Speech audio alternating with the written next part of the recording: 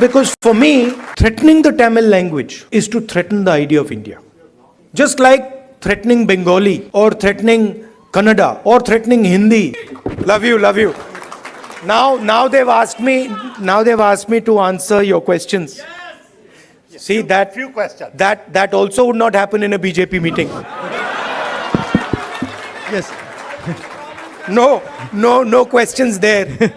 Okay. Only answers. Thank you. Yeah. Thanks, everyone. Could you please sit down? Thank you. Thank you. So we have many organizations which support. 4 or 5 questions. Yes, sir. Okay, quick. Yes. Or opinions. It doesn't, whatever. Yeah. Yes. Yeah, but So when we you have. ask people questions, they automatically assume opinion is included. Yes. So we have women who played major contribution for this program to be successful. We have women empowerment organization which helped us to make this event successful. So they have a question specific to women, and I would request Ms. Jhansi Reddy garu to ask that question. Just give me the other mic. Welcome, Rahul Ji, for California. And as a Women Empowerment Telugu Association, my name is Jhansi Reddy. So I would like to ask you 2 questions regarding this women bill that has been, in the court for almost more than half a century. So when the Congress comes in power, Which women's bill? the women's reservation rights. So that bill has been there for more than a quarter century. So as a Congress leader, what is your thoughts on it and how are you going to deal with it? That's my first question. The second question is, in India, it's very hard for a woman for the safety issue. So what are we going to, offer our next generation of the girls in India? Thank you. So on the women's reservation bill, we are committed to that. We wanted to pass it in the last government, but some of our allies were not too happy with it, and they didn't give us the support for that bill. But I'm confident when we come to power, we'll pass that bill. I think part of the answer to your second question lies in the first question. If we empower women, if we involve women in the political system, if we give women space in the governance of the country, if we give women space in the businesses of the country, we will automatically make them safer. So I think involving them in politics, involving them in business, involving them in running the country are the way to give them power. Thank you. Thank you. So we have another Tamil community organization, who united entire Tamil organizations, and they have expressed their support. So they might differ on the Congress party, but they have come here for the love of Rahul Gandhi today. So I would like to invite Mr. Pugal, if you are here. Yeah. Thank you, Sandeep. Hello, Ragul ji. My name is Pugal Anbu. I'm the president of Indo-American Society for Science, Reason and Free Thought. I also represent Tamils who live in Bay Area. On behalf of our people and on behalf of people who believe in science, reason and free thought, I would like to point out we are honored, humble and most truly proud of your journey about opening up the shops of love on the streets of hate all over the India. Tamils have long tradition of harboring brotherhood mindset throughout their civilization. 3,000 years ago, our forefathers said, Yadum ure, Yavarum kelir, Pirapokkum yella uyirkum. Translation, all human beings are created equal and every town is our town, everybody is our relative. To us, India is like European Union, with each state having its own language, its own tradition, its own festivals, its own cuisine, dress code, way of living, etc., etc. They are all different, yet we live under one country called India. Therefore, it is deeply saddening to us when someone from the union government trying to impose one language, one culture, one tradition, one religion, one school, etc. Recognizing this diversity to make India a robust country, our beloved leader, the Dravidian icon, former Chief Minister Dr. C.N. Anathurai proclaimed, both in parliament and in public forums, for Manilatil Suyachi Mathil Kutachi, which means autonomous rule at the state level and federal rule at the union level. Dear Rahul ji, you have studied in America and you have traveled within United States extensively, and you know much better than anyone else in this room that America is the best example of federalism. Each state has its own constitution, its own Supreme Court apart from federal laws. Whereas in India, Congress party did have its own share of problems in the past. But the times have changed. The new thinking has emerged, and you are the epitome of the new thinking. You are the beacon of hope and the streets of hate in India. Therefore, my question to you is that, like United States of America, what's your thought on making India as a true United States of India? Thank you, Ji.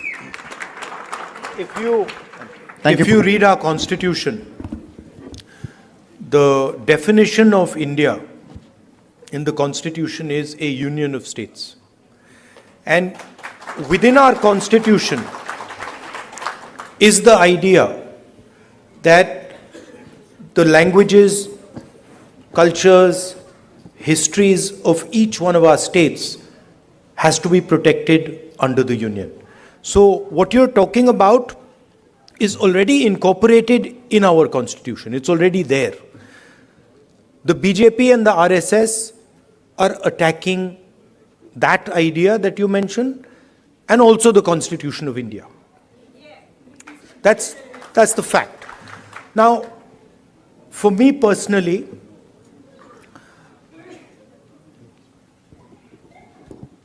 I understand that the Tamil language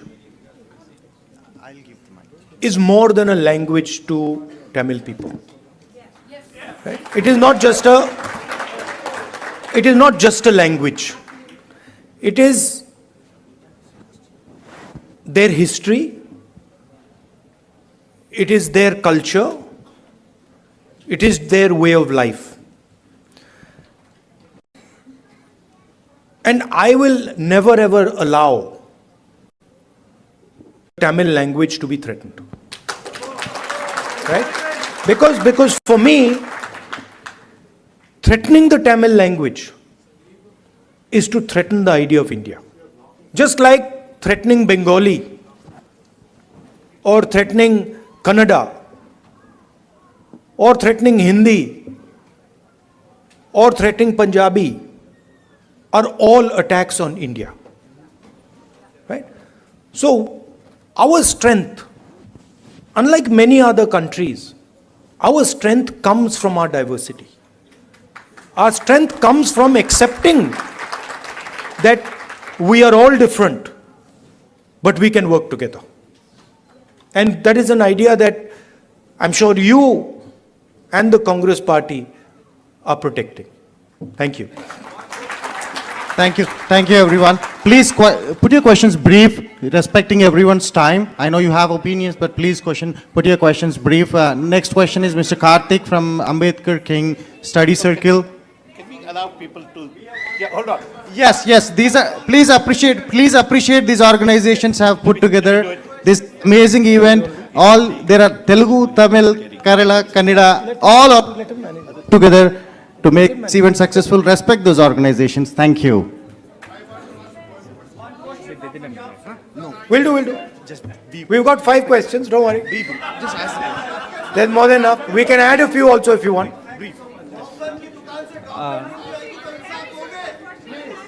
Hello Rahul ji, I am Ganapati from the Ambedkar King Study Circle. First of all, welcome to San Francisco Bay Area. We wholeheartedly thank you for taking up the fight against the fascism. So this rise of fascism is not a mere coincidence. So we believe in the social and the economic equality in the society, and the inequality actually creates a conducive environment for fascism to emerge. So my question is what is the plan of the Indian National Congress to uproot the economic and the social inequality which creates this condition for fascism in the Indian subcontinent and also at the global level? One of the things that we are suggesting is when we were in government, we had carried out a caste census. And the idea behind the caste census was to take an X-ray of Indian society, right? To find out what are the exact demographics of our country, right? What are the different communities? What are the different castes? How many people in each community? How many people in each caste? Because without understanding our demographics and without understanding who is who, it is very difficult to distribute wealth, distribute power effectively. So that was one idea that we had. And we've been putting pressure on the BJP to release the caste census, the numbers in the caste census. They are, of course, not doing it. And we'll continue to apply pressure. And if we come to power, we will do that. But we are committed, as the Congress party, to make India a fair place. And we understand deeply that India today, in terms of its treatment of Dalits, tribals, poor people, minorities, is not a fair place, right? And there's many things that can be done. There is the Nyay scheme that we had, which was aimed at providing a minimum income to all Indians. There are ideas like Manrega. I think an increase in public education, increase in public health care. I think these are all things that can be done to make India a much more equal and fair place. Thank you. Thank you. We have our next question from Silicon Valley Christian community, Mr. Jay.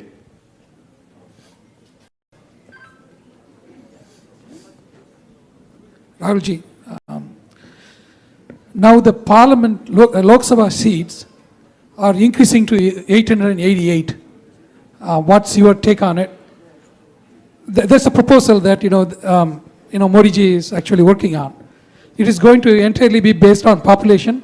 It is going to tilt, the orientation towards the highly populous states, getting more and more lion share of the revenues and everything. So how is it going to change everything? Minorities are going to get even more depressed. Majorities are going to be, making everybody vulnerable. So what's your take on it? I'd have to look at exactly how they're thinking about doing it. But I think one has to be very careful when one changes the representative structure of a country. So I'd be quite interested in understanding exactly how they've come up with the number 800 and what are the criteria that they're using. These things should not be done flippantly. India is a conversation. India is a negotiation between its languages, between its people, between its histories and cultures, and that negotiation has to be fair. Meaning, all parts of India, all the states of India should feel that there is fairness in the process of negotiation. If I see exactly how they're coming up with 800 and what is the design, then I would be able to answer whether I agree with the number 800, but I haven't seen the way they're calculating it. He's kind of distracting everybody with that new parliament, building opening, and giving the center. Yeah. He's distracting everybody.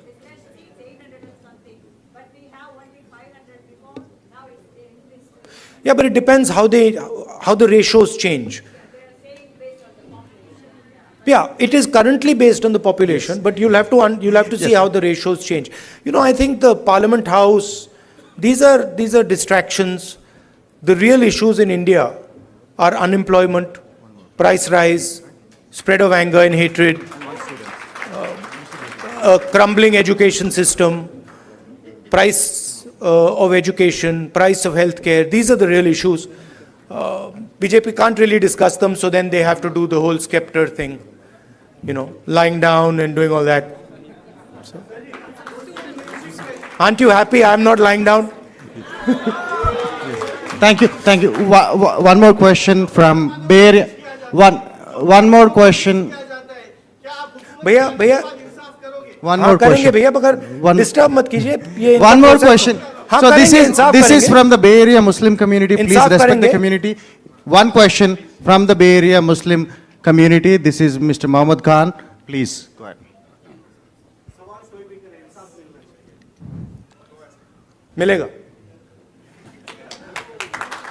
Rahul ji, thank you so much for coming all the way here.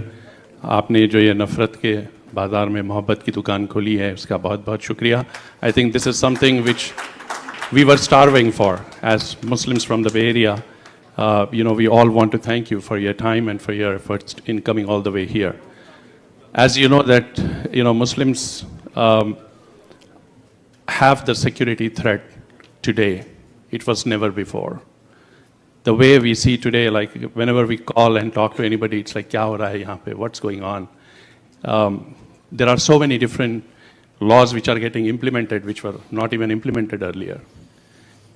If it is just of the security, it's okay. But then if it goes on and on, like inching up, le lijiye, Musalman bachon ko jo hai, they are putting in the jails for the crimes which they have not committed. What strategy will you adopt, or what hope are you giving to Indian Muslims, which is going to change the whole thing back to the point where we were and get back to the normal stream to develop India? The best way for me to explain that is the line